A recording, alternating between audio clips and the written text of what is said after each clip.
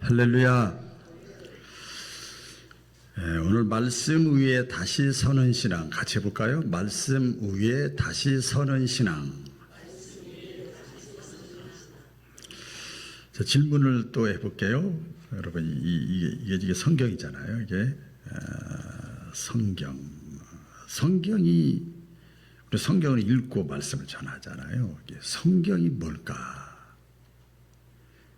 조금 어설프게 아는 사람들은 그렇게 얘기를 해요. 저 이스라엘 나라의 그 역사책이야. 그렇게 얘기를 해요. 뭐 그것도 일부분 온전한 정답은 아니지만 그것도 일리가 있는 말이에요. 성경은 결론부터 말씀을 드리면 하나님이 사람을 사랑해서 저와 여러분을 사랑해서 뭐 한다고요? 사랑을 해가지고 하나님이 자신을 알려주는 거예요. 그리고 이렇게 다 열고 알려주는 거예요. 이걸 계시라고 그래요. 하나님이 사람을 사랑해서 자신을 알려주는 거예요. 왜? 그렇게 알려주고 보여주고 사람 보내고 사건을 통해서 말씀을 해도 사람들이 오해하잖아. 못 알아듣고. 그렇죠? 어쨌든 간에 그래서 성경은 하나님이 수백 년에 걸쳐서 하나님의 사람들을 통해서 하나님의 뜻, 내가 누구다, 내가 뭘 원한다, 뭘 싫어한다, 내 계획은 이렇다, 나는 어떤 존재다, 너희들은 어떻게 살아야 된다, 너희들의 삶의 가치, 우선순위, 목적이 이거다, 이것을 알려준 것이 하나님의 뜻이죠. 그게 자신을, 우리를 사랑해서, 따라 보겠습니다. 우리를 사랑해서, 나를 사랑해서 하나님이 자신을 알려준 거예요. 그리고 알려준 다음에 우리에게 무엇을 보여주길 원하시는가 하면 구원이라는 것이 있다, 영생이라는 것이 있다, 천국이라는 것이 있다, 지금 죽음 이후에 삶이 있다, 내세가 있다, 구원을 알려주는 거예요. 우리 사람에게 구원을 알려주고, 내세적인 측면이 되겠죠. 현실 속에 살아가면서도 확신을 갖고 영생을 맛보며 구원의 확신을 가지고 살아가는 사람도 있지만 없는 사람도 있잖아요. 긴가민가 내가 구원 받았나, 죽으면 천당 가나 지옥 가나, 그게 알게 뭐야, 이러면서 교회 다니는 사람들이 있잖아요. 어쨌든 구원을 알려주시고 성경을 통해서 그 다음에 또 하나 중요한 것이 있어요. 축복, 복을 알려주시는 거예요. 따라합니다. 복. 여러분들이 가장 싫어하는 건가요? 좋아하는 건가요? 다 좋아하는 거잖아요. 축복을 보여주기 위해서. 그래서 성경에 또 찬송가 1장 1절에 하나님에 대해서 우리가 고백을 하잖아요. 만복의 근원 되신 하나님. 만복의 근원 되신 하나님. 그래서 구원을 알려주시고 또 복을 보여주시기 위해서 이 모양 저 모양 이렇게 저렇게 요렇게 저렇게 개인 가정, 개인 사건, 국가 이렇게 통해서 그것을 기록한 책이 성경 말씀이에요. 믿으시면 아멘. 네, 그런 말씀이에요. 그래서 근데 이 말씀은 뭐냐면 여러분 잘 알잖아요. 천지는 변해도 하나님의 말씀은 지금까지 영원토록 변하지 않느냐고. 그 말씀이 그 말씀이야. 그래서 변하지 않는 말씀을 뭐라고 그러냐면 진리라고 그래. 진리. 세상의 학문과 지식과 내 경험과 생각과 판단은 계속 변해요. 자기가 경험하지 않고는 아무리 말해도 못 알아듣는 거죠. 근데 하나님의 말씀은 이렇게 진리의 말씀이야. 그대로 이루어진다 말이에요. 따라해보자. 그대로 이루어진다. 그대로 이루어지고 변하지 않는 말씀이에요. 근데 이 신구약 성경의 이 모든 구원과 축복을 알려주시는 모든 것에 이 뭐라고 그럴까요? 가장 중요한 주인공이 누구냐면 예수님이세요. 할렐루야. 예수님이십니다. 교회에요, 많은 그 프로그램이 있죠. 프로그램이라면 교회에 여러 가지 일들이 있잖아요. 예배 드리는 거, 찬양하는 거, 교육하는 거, 배우는 거, 그러죠. 양육하는 거. 그 다음에 여러 가지 행사들이 있잖아요. 행사하는 거, 또 봉사하는 거, 섬기는 거, 또 코이노니아, 교제하는 거, 뭐 선교하는 거, 이런 것들이 전부 교회를 움직이게 만드는 거예요. 이것이 내가 찬양의 예배에, 선교에, 봉사에 내가 거기에 해당되지 않으면 어떻게 돼요? 움직이지 않는 거예요. 그냥 와서 예배만 듣고 딱 가는 거예요. 그다음부터 안 움직이는 거예요. 연세가 많이 드신 분들 보니까 그냥 이빨 닦고 그만, 활동이 없으니까. 그래서 이런 것들이 교회를 움직이게 하죠. 그런데 여러분, 이 분명한 사실이 있습니다. 이런 교회의 여러 가지 프로그램이랄까요? 그런 것들은 물론 교회를 이렇게 움직이게 만들어요. 그렇죠? 움직이게 만들지만 말씀은, 이 성경 말씀은 교회를 살립니다. 할렐루야. 말씀은 교회를 살리는 거예요. 이런 프로그램이 없어도요, 말씀이 없으면 교회는 그냥 분주해지는 거예요. 행사는 많은데 생명력이 없고 사람은 많이 모이는데 변화가 없어. 프로그램만 있고요, 말씀이 없으면요, 교회는 분주하기만 해. 그래서 분주하다 보니까, 분주하다는 게 뭐예요? 뭐 시장터 같이 이렇게 막 반주하다 보니까 맨날 이런저런 그 행사들이 많이 있다 보면 거기서 시끄럽고, 거기서 미워하고 시기하고 원망하고 불평하고. 왜? 부부가 사는데도 다 마음에 안 드는데. 그렇지 않겠어요? 시끄럽기만 하는 거예요. 말씀이 없으면 그걸 뛰어넘지 못하는 거예요. 소화를 시켜야 되는데 딱딱 걸리는 거예요. 이렇게 어린애들 보니까요, 그렇게 걸리더라고요. 반대로 프로그램이, 이런 것들이 좀 부족해도, 예배가 부족하고 찬양이 좀 부족하고 봉사가 부족하고 뭐 이런 것이 부족해도 그 사람 마음속에, 그 교회에, 그 가정에, 그 공동체에 말씀이 있으면요, 그 교회와 가정과 개인은 살아나는 거예요.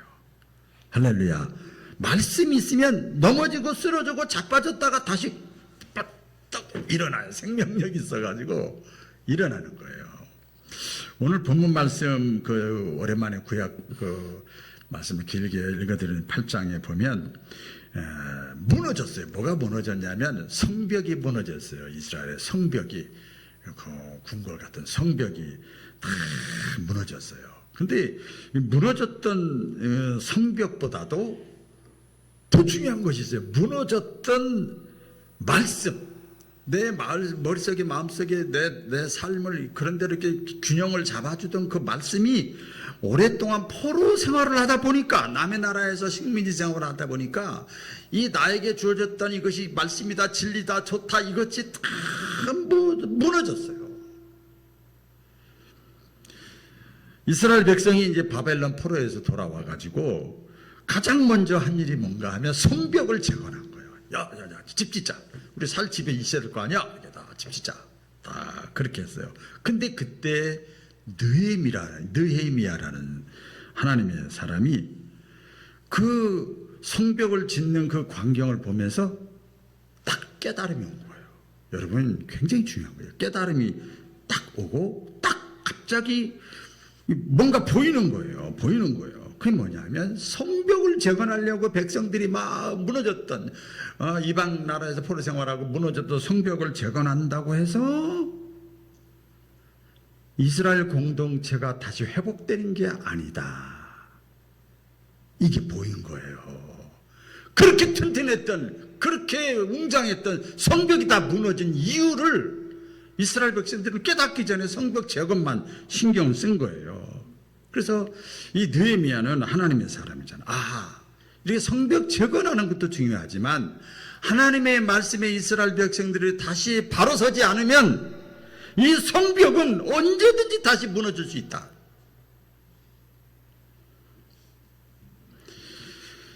그게 보인 거예요. 이렇게 성벽을 재건하면서 예를 들어서 그런 거죠. 성벽을 재건, 주여 감사합니다. 우리가 부족한데도 이게 해방시켜서 다니까 하나님 감사합니다. 이렇게 하면서 했으면 그게 아닐 텐데. 그래서 성벽만 요새 말하면 그렇죠. 좋은 집, 좋은 차, 내 가정, 내 건강, 직장, 취직 막 그냥 결혼하고 뭐 이것만 신경 쓰는 거야. 하나님 앞에 뭐 기도하고 감사하고 이게 없는 거야. 다 빠진 거예요.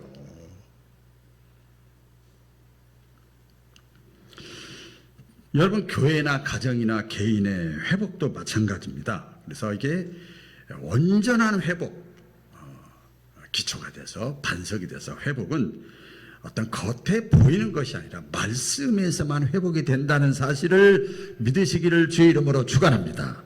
왜냐하면 이 말씀은 요한복음 1장 1절에 보면 말씀은 곧 하나님이라고 그랬어요. 그러니까 하나님이 내 심령에, 내 가정이, 내 국가에, 내 교회에 이게 딱 자리를 잡아야 다시 이게 무너지지 않는다는 거예요. 하나님을 떠나서 죄를 짓기 때문에 무너졌는데 회복되니까 다시 하나님 찾지 않고 이 백성들이 성벽에만 그냥 보이는 것에만 신경 썼거든요.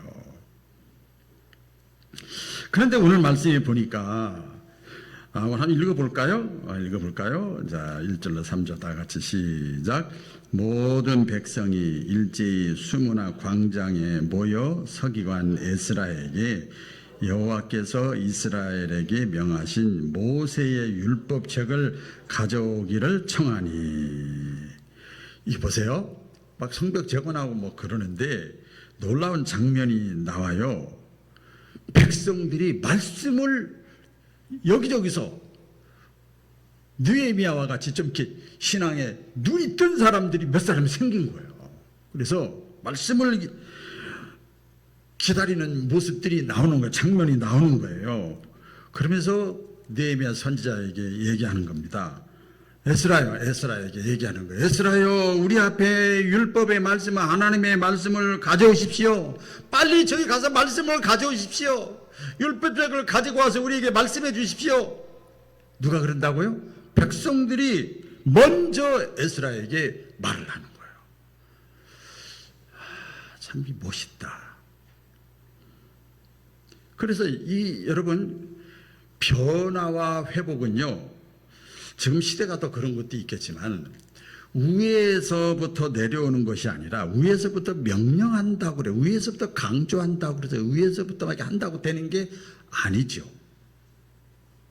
진짜 변화와 회복은요, 아래서부터 솟아나는 이 갈망, 사모함이 있어야 진정한 회복이 있는 것을 믿으시기를 바랍니다.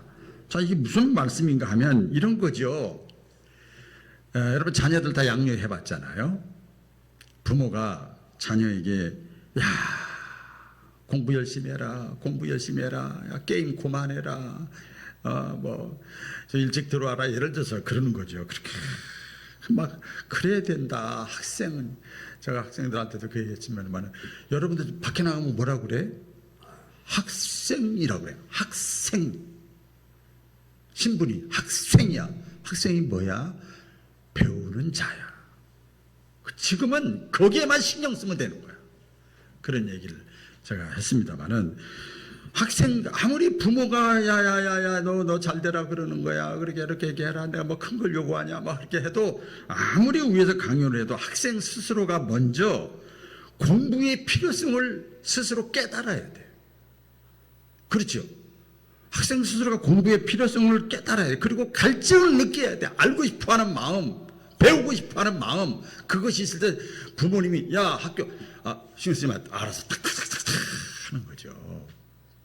이제 그 어떤 면에서 신앙도 마찬가지인 것 같아요. 오늘도 광고 이렇게 넣습니다만 11절 하십시오, 새벽 기도를 하십시오, 공예배를 참여하십시오. 또 말씀 메시지잖아요. 이렇게 목회자가 아무리 강단에서 이렇게 외치고 설득도 하고 또 살살 달래기도 하고 강요도 하고 약간 이렇게 해도 내 스스로가 여러분 스스로가 말씀의 필요성을 내가 느껴야만, 사모하는 마음이 있어야만 빨리 회복이 되는 거예요.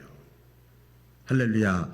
저는 그냥 어디서 많이 느끼는, 여러분 다 경험을 해보시겠습니다만은, 이렇게 이제 갑자기 새벽기도 나온다든지 갑자기 뭐 어디 기도는 간다든지 뭐 그래서 보면 제가 옛날에 여러분 기도원 생활 많이 했잖아요. 이렇게 보면 전국 각지에서 사람들이 오는데요. 다 신분을 안 밝히죠. 다. 그 목사도 있고 장로도 있고 거기서 목사 장로 권사 얘기도 안 해요. 그냥 인사 안 하지. 배운 사람 못 배운 사람 부자 뭐 국회의원 별 사람 다 있어. 그런데 전부 공통점이 뭔지 아세요? 사모하는 마음이 있어. 그러니까 앞에서 기도원에서 시설도 별로 안 좋은 데서 그냥 어떤 집사님이 어떤 여전도사님이 예를 들어 어떤 권사님이 뭐 앞에서 찬양도 하고 말씀 잠깐 이렇게 멘트해도요. 중요한 게 뭔지 아세요? 전부 다 아멘이래. 그냥 무조건 아멘이야 뭐. 논리적으로 맞고 안 맞고 신경도 안 써. 그냥 아멘. 본인이 사모하는 마음이 있으면 그렇게 되는 거죠. 그런데 우리가 오랫동안 신앙생활을 하다 보면 여기 초신자가 별로 없으신데 어느 순간에 우리가 이렇게 변하죠. 여러분 어떨라나 모르겠어요. 오늘 이제 말씀을 이제 전하는데 하나님이 나에게 오늘 무슨 말씀을 주실까? 오늘 본문을 미리 찾아보기도 하고 읽어보기도 하고 왜 찬양을 했을까? 왜 성시기도는 왜 그랬을까? 말씀을 막 이렇게 하면은 얼마나 감사하겠어요. 그런데 오늘은 30분 할까 40분 할까 설교가 길까 짧을까 짧을까 이렇게 변하는 사람들이 있죠. 여러분 기억을 하세요. 회복의 은혜는 하나님이 시켜주는 것도 아니고 목사가 시켜주는 것도 아니고 여러분 자신이 말씀을 기다리는 사모하는 마음이 있어야 회복이 되는 것을 믿으시기를 바랍니다. 보니까 모두가 하나님의 말씀 앞에 다 나왔어요. 여기 본문에 보니까 남자와 여자와 알아들 만한 사람 모든 사람이 다 모였어요. 율법적 가져오라고 그랬는데 사람들이 모였는데 모인 거예요. 이스라엘 백성들이 말씀 앞에서 여자, 아이, 어린아이 할 것 없이 뭐 구분 없이 다 모였어. 이게 뭐예요? 배운 사람만, 똑똑한 사람, 나이가 어느 정도 된 사람, 직분자만 모이는 게 아니고 다 모인 거예요. 여러분 이게 중요해요. 연륜도, 직분도, 나이도 다 내려놓은 거예요. 다 내려놓은 거예요. 우리가 신앙생활을 오래 하고 나이가 좀 이렇게 들다 보면요, 신앙의 연수가 깊어질수록 말씀을 이렇게 자꾸 이렇게 내가 내 것을 받아들이려고 배운다고 그럴까요? 받아들인다 그럴까요? 내 속에 심으려고 하는 그런 것보다도 자꾸 알려고 그래요. 알려고. 이 비슷한 좀 어려운 얘기 착각을 합니다. 그런데요, 진정한 회복은 제 신앙생활이나 성경의 말씀을 통해서 보면 진정한 회복은 나는 아직도 하나님의 말씀에 목마른 사람이다. 나는 아직도 하나님의 말씀을 더 깊게 온전히 알기를 원한다. 이런 마음을 가지고 찬양하고 예배드리고 말씀을 듣고 말씀을 봐야 그 사람이 변화가 되고 회복이 되는 거예요. 여러분 우리가 회복이 되는데 말씀이 깨달아질 때 회복이 되는 거예요. 따라해 보겠습니다. 말씀이 깨달아질 때 회복된다. 8절 9절에 한번 또 읽어볼까요? 시작. 그들이 그 책에서 하나님의 율법을 낭독하고 그 뜻을 해석하여 백성에게 그 낭독하는 것을 다 뭐 한다고요? 깨닫게 한다. 깨닫게. 말씀은 여러분 읽는 것으로 끝나지 않고 듣는 것으로 끝나지 않고 아는 것으로 끝나지 않고 읽고 듣고 해석하고 깨닫게 하는 거예요. 그래서 여러분 이 말씀에 듣는 시간이 너무나도 귀합니다. 그래서 우리 신앙의 회복, 삶의 회복, 기저 이것은요 말씀을 듣는다고 해결되는 게 아니에요. 여러분 말씀 듣잖아요. 계속 듣는 그렇다고 해결되는 것이 아니라 이 말씀이 나에게 30분 말씀을 전하는데 그 중에서 나에게 어떤 것이 딱 와 닿아서 막 확 깨달아져야 돼. 그리고 내 삶에 적용을 할 때 적용한다는 게 뭐예요? 그래 내가 순종해보자. 환경에 변화는 없고 내가 지금 이렇게 하더라도 내가 순종해보자. 내가 행동해보자. 내가 실천해보자. 내가 움직여보자. 한 발 내가 내딛어보자. 이럴 때 여러분 변화가 나타나는 거예요. 그래서 이런 거죠. 우리가 조금 이렇게 반성하는 의미에서 보면 아니 내가 교회 다니는 신앙생활하면서 하나님의 말씀을 그렇게 읽기도 하고 듣기도 했는데 왜 내 삶이, 내 신앙이, 내 가정이 왜 바뀌지 않을까? 이유가 있습니다. 일단은 깨닫는 은혜가 없어서 그래요. 깨닫는 은혜. 그래서 유명한 얘기보다도 사실이 그렇잖아요. 저도 목사로서 이렇게 신앙생활하면서 하나님의 말씀을 최고의 신앙생활에서 최고의 은혜가 뭐냐? 말씀이 깨달아지는 것이 최고의 은혜예요. 할렐루야. 깨달아지는 것이 최고의 은혜입니다. 여러분 깨달으면 사람이 이제 회개가 되고요. 회개하기 시작하면 눈물도 나고요. 마음의 평안도 생기고요. 가슴도 치게 되고요. 막 그렇게 돼요. 그래서 말씀을 깨닫자 백성들이 어떤 반응이 나타났죠? 그 다음 말씀 보니까 백성들이 여기저기서 아유 이래 울기 시작하고 가슴을 치기 시작했다고 그랬어요. 여기저기 훌쩍훌쩍 울기, 백성들이 울기 시작을 했어요. 여러분, 우리가 신앙생활하면서 말씀을 듣다가 내가 눈물이 난 경험이 있다든지, 기도를 하다가 눈물이 난 경험이 있다든지, 찬양을 하다가 눈물이 난 경험이 있다든지, 또 뭐 평안히 체험한 경험이 있다든지, 여러분 그런 분이 있으시면요, 제가 확실하게 말씀드릴게요. 그 사람은 하나님이 택했다는 증거고 하나님이 그 사람을 사랑한다는 증거인 것을 100% 믿으시길 바랍니다. 그런 거예요. 백성들이 율법책을 낭독만 했는데 백성들이 여기저기서 흐느끼고 울기 시작을 했어요. 왜 울었는가 봤더니 막 성벽 재건하는데 정신이 없는 거야. 막 인간적으로 막 그것만 신경 쓰는데 그동안 말씀 없이 살았다네. 그래서 고생했는데, 그래서 다 무너진 건데, 그동안 말씀 없이 살았던 자신의 모습, 하나님을 잃어버렸던 자신들의 모습이 이제 깨달아지기 시작하는 거예요. 하나님보다 세상에 더 익숙했던 그 신앙의 막 부끄러운 모습이 드러나는 거예요. 이게 사람과 사람 사이에 대화할 때 표현을 제가 이제 기도할 때 중에 어느 때 나오더라고요. 하나님 미안해요. 하나님 섭섭하셨죠. 주님 섭섭했죠.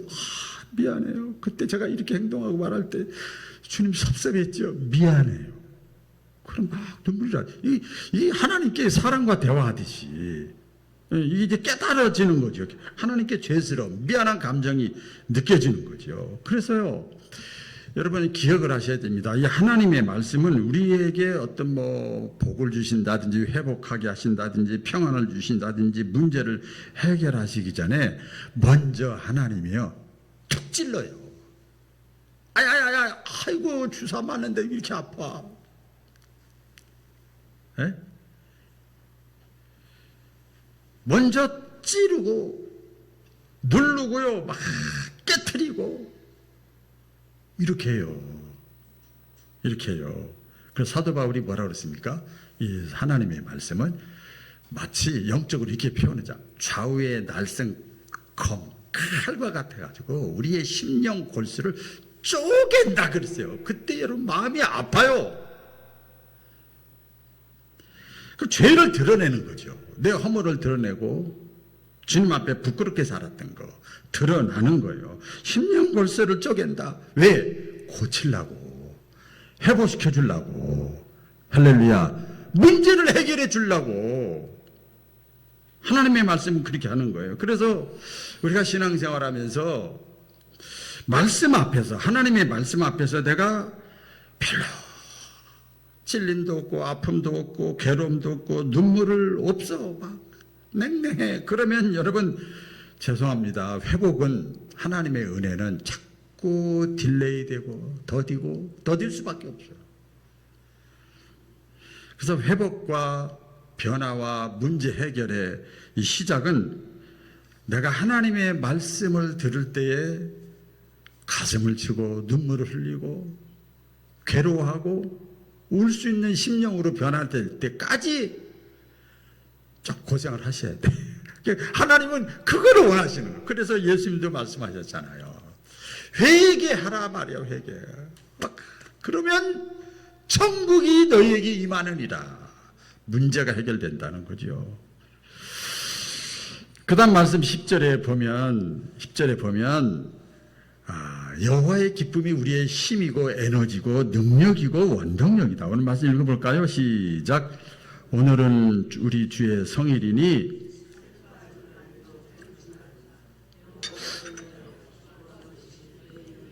네, 하나님의 말씀을 들려주니까, 율법을 읽어주니까 막 여기저기서 깨닫는, 이렇게 설교를 자세하게 하지도 않았어. 그냥 읽어만 주는 거예요. 그런데 막 깨닫는 사람들이 많아지기 시작하면서 여기저기서 훌쩍하고 막 슬퍼하고 가슴을 치고 우는 사람들이 많아지니까 또 얘기하는 거예요. 울지 말아라. 여호와로 인하여, 지금 하나님의 말씀이 너희들의 심령 속에 들어가서 그러는 건데, 하나님의 말씀이 너희 속에 들어갔다. 그게 중요하다. 그게. 여호와로 인하여 기뻐하는 것이 너희의 힘이다. 이렇게 말씀을 해요. 그래서 말씀은요, 저와 여러분들에게 죄책감을 따지지가 않습니다. 오늘 에스라와 느헤미야가 말합니다. 울지 말라 계속 그래요. 예. 이 말씀의 목적은 이렇게 칼로 다 이렇게 수술하는 목적, 반역 주사하는 목적은요, 그 죽이려고 하고 더 괴롭게 하려고 하고 심판하고 정죄하는 것이 아니라 치유해 주려고, 회복시켜 주려고, 원상 회복시켜 주기 위해서 그렇게 하는 거예요. 여러분, 예수님이 그 사역할 때 그 사건이 하나 있었죠. 가늠한 여인 사건 있었죠. 율법의 잣대를 보면 돌에 맞아 죽여야 돼요. 그래도 누구 하나 뭐라고 할 사람이 없어. 그래서 그냥 그 정죄하려고 죽이려고 다 데리고 왔잖아요. 그때 예수님이 어떻게 했죠? 인정했어요. 죄 인정했어. 그리고 나서 다 이제 한 사람 한 사람 다 갔잖아요. 그때 예수님이 가늠한 여인에게 뭐라고 그랬어요? 난 너 죄 없는 걸 해줄게. 절대 그러지 않았어요. 나도 너의 죄를 심판하지 아니하노니, 정죄하지 아니하노니, 더 이상 그거 가지고 따지고 왈가부고 그렇게 안 하고 할 테니 다시는 가서 죄를 짓지 말아라. 할렐루야. 이렇게 말씀을 하잖아요. 그 말씀은요, 빛과 같아가지고 막 죄를 드러내는 거예요. 그래서 사실 말씀 앞에 우리가 조금 이렇게 깊게 들어가려다 보면 부담되는 건 사실이요. 적당히 믿어야 되는데 말씀 비치니까 빛 앞에 가까이 가면 다 보이잖아요. 근데 이 말씀은요, 우리를 죄에 머물게 하지 않고 다시 그 죄에서 진통의 과정을 겪어서 다시 하나님께로 돌아오게 만드는 역할이 하나님의 말씀이요. 믿으시면 아멘. 그렇게 하는 거죠. 여러분, 그 성경에 보면 하나님께서 사사나 선지자들을 많이 이스라엘 백성들에게, 때로는 개인에게 보내요. 예를 들어서 누구예요? 부끄러운 죄를 졌던 다른 사람들이, 야, 저 사람 믿음 좋아했던 사람 다윗이라는 사람이, 그렇죠? 아이고, 우리 아내 바세바를 범하고 그 남편 죽이고 막 그 사건 있잖아요. 잘 알잖아요. 그때 나단 선지자를 하나님이 보내서 말씀을 하는 거예요. 심령골수를 쪼개는 거예요. 비유를 들어서 얘기합니다. 직접 얘기도 안 하고. 근데 다윗은 어떻게 비유를 들어서 얘기했는데 그거 죽여야 된다. 근데 나단 선자가 딱 얘기하는 거예요. 그 사람이 바로 당신이요. 그러면 내가 왕인데 이 사람들 앞에서 망신을 줬다고? 저 죽여버려. 이럴 수도 있어요. 근데 거기서 무릎을 꿇고 다시 회개하고 회복이 된 거예요. 죄를 지을 때마다 여러분, 우리가 하나님의 사람들은 특별히 기억을 하셔야 됩니다. 곁길로 나가고 죄를 지을 때마다 하나님이 크고 작은, 오늘 새벽인가요? 지난주 새벽에 말씀드린 이 씨 뿌림이 있어요. 이렇게 뿌림이 있어. 이렇게 아픔을 줘. 이렇게. 사식을 통해서, 물질을 통해서, 건강을 통해서. 깨달으라고 막. 그때마다 선지자들을 보내, 이스라엘 백성들에게 선지자를 보내서 하나님의 말씀을 전하게 합니다. 그리고 막 책망도 하고 막 그래요. 왜 그러냐면 야단치려고 보내는 게 아니에요. 다시 살리기 위해서, 이스라엘 백성들을 회복하기 위해서. 그래서 말씀이 그러잖아요. 여호와로 인하여 기뻐하는 것이 너희의 힘이니라. 더 이상 울지 말아라. 세상 형편이 좋아져서 환경이 좋아져서 기쁘고 뭐 문제가 해결돼서 뭐 건강 문제가 해결되고 뭐 물질 문제가 해결되고 형통해서 오는 기쁨, 그게 아니고 오늘 말씀이 그러잖아요. 너희들이 죄를 졌지만 죄인임에도 불구하고 하나님은 여호와로 인하여 네가 기뻐해야 된다. 하나님은 너희들이 죄를 짓고 지금 철모르게 성벽만 짓고 하나님 앞에 감사도 안 하고 그러지만 하나님은 그래도 여전히 너희들을 기다린단다. 할렐루야. 여전히 너희를 붙잡고 계신단다. 너무 그렇게 죄스러워하지 마, 울지 마. 하나님은 여전히 너희들을 기다린다. 하나님은 여전히 너희들을 사랑한다. 그러니까 여호와로 인하여 기뻐해라. 그것이 너희의 인생의 가장 큰 힘이다. 죄인임에도 불구하고 이런 거지요. 내가 자격이 없음에도 불구하고 하나님은 여전히 나를 사랑해. 그게 힘이다 이 말이에요. 그게 힘이다 이 말이에요. 그래서 유명한 신학적인 게 우리는요 2가지 은혜가 있어요. 죄인임에도 불구하고 의인처럼 살아가는 거예요. 예수님 때문에. 우리가 신앙생활을 하면서 때로는 이렇게 여러 가지 환경 때문에 지치고 나태하고 낙심하고 때로는 그 어떤 그 어려움을 내가 이겨내지 못하고 그 과정 속에서 의심도 되고 또 세상의 풍조가 막 흔들어 놓잖아요. 믿음 생활을 흔들어 놓잖아요. 또 주변 사람들이 우리도 그런 거죠. 예전 같지 않고 냉랭하고 이럴 때 그냥 혼자 있는 게 좋아. 제가 이렇게 보니까 가까운 어떤 보니까 그 부부가 굉장히 사이가 좋아요. 애 둘 낳고 엄청나게 힘든데 그 둘이 얘기한 걸 제가 들어봤어. 같이 들어보니까 당신 애 둘 가지고 봐봐. 나 혼자서 하루만 있으면 너무 좋겠어. 그렇죠. 자식 사랑 안 하고 남편 사랑하는 거 아닌데 나 혼자 있는 게 너무 좋아. 너무 힘들어가지고. 근데 하나님은요 끝까지 함께 하겠대. 나는 사람은 너희를 버려도 정죄해도 나는 너희들을 버리지 않겠다. 할렐루야. 네가 아무리 흠이 많고 죄가 있고 부끄럽게 살아도 나는 너와 함께 하겠다. 네가 내가 보낸 내 아들 예수 그리스도를 믿지 않느냐. 예수님의 피값이 내 아들 죄의 피값이 너희 죄보다 더 크다. 그러니까 내가 너희를 사랑한다. 죄를 지적하면서 동시에 말씀을 하는 거예요. 그것이 너희에게 힘이다, 위로다, 기쁨이다, 행복이다. 우리 다윗에 보면 시편 18편에 보면 말씀이에요. 다윗이 그러는 거예요. 자기 허물이 많은데도 나의 힘이 되신 여호와요, 기쁨이 되신 여호와요, 만족이 되신 여호와요. 뭐라고 그래요? 내가 주를 사랑하나이다. 할렐루야. 오늘 이제 2026년이 우리에게 열렸는데 이제 3주째입니다. 여러분 말씀으로 다시 일어서시기를 주의 이름으로 축원드립니다. 기도하겠습니다.